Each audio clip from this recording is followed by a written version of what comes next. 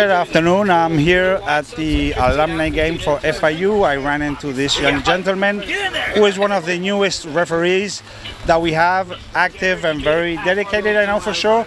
José Gómez-Miguel. Yes. How are you doing? Doing well today. A bit rainy today. Well, you know, it's Florida, so. José, how long? It's always nice to see a young referee. Why did you decide to give us a little bit of your background first, of your rugby background? Where did you play? How long? Well, I started off playing in Boynton Beach with Sean Simon for high school. I played for about 2 years, and after that, I kind of just stopped playing. So I wanted to continue giving to rugby, and so I became a ref. Why did you stop playing? Just because I didn't have a team. Sir, could you, if you don't mind, we're live here on ESPN. Alright. Thank you. So after high school, I pretty much couldn't find a team. Okay. I mean, I'm pretty sure there's plenty of teams out there, but instead of playing, I wanted to give time to reffing. You should have gone to my website and see what teams were around, you know? Yeah, but well, I mean, that's fine. I mean, it's a nice way to stay in contact with the game. How long have you been reffing? I started reffing back in 2019, I believe, but right before the pandemic. Okay. So I got a few games in, then the pandemic hit. But thankfully, last season, I came back to ref since everything, loosened up. How was it like your first game the first game you ref? How did that feel? Well, my first game. It must be weird, right? Oh yeah. The first time. First game ever I did was a Boynton Beach game actually, because I was close to Sean Simon. He wanted a ref out there, so we had a few scrimmages there with other local teams, and it was really tough at first. Understanding that you're in charge, trying to make sure everybody's safe, making sure, the team understands what you want from them. But I believe after that first game, after the first few games, I started to get the hang of it. So how do you and how much effort do you put into like keeping current of the changes in the laws and actually learning all the laws? Because learning them is one thing on the field, applying them is another one, right? Yeah.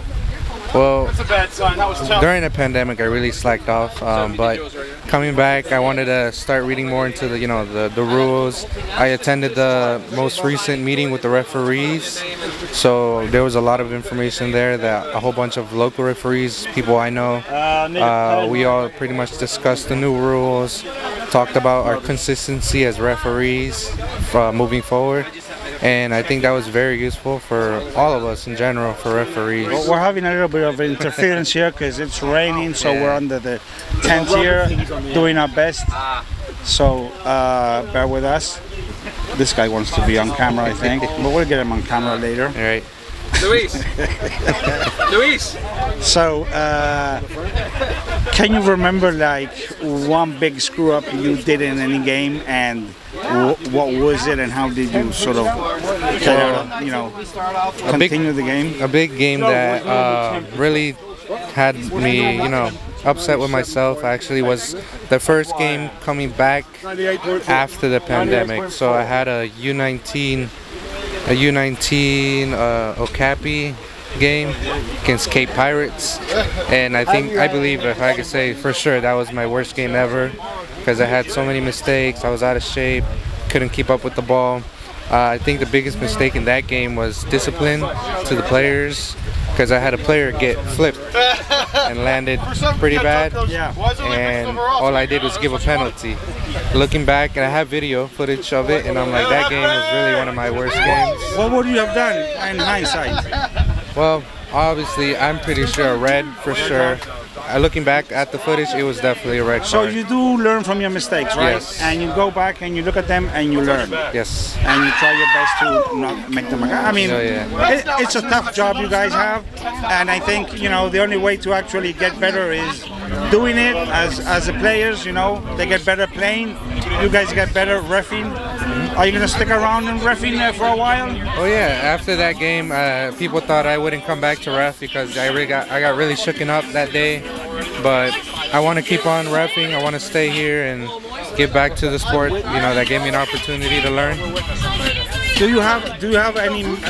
Who's your mentor in rugby? Well, I've been holding on this for 11 years. No, let's carry on because hopefully the mic will pick up. The guys are getting excited here for the game, and yeah. Well, a lot of mentors. I'd say like Roy. You know, he's a really good referee. Back then, I try to keep in contact with him. oh my God, John really. Hey, sir, just a little bit if you don't mind. Yeah.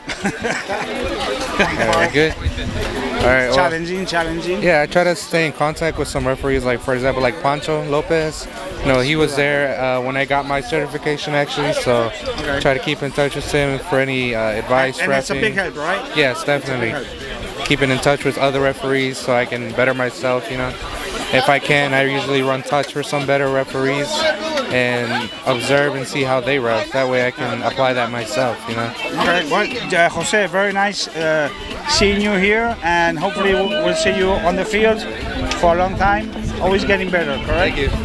Thank you very much. Jose Gómez-Miguel. Tricky name. Thank you. Thank you.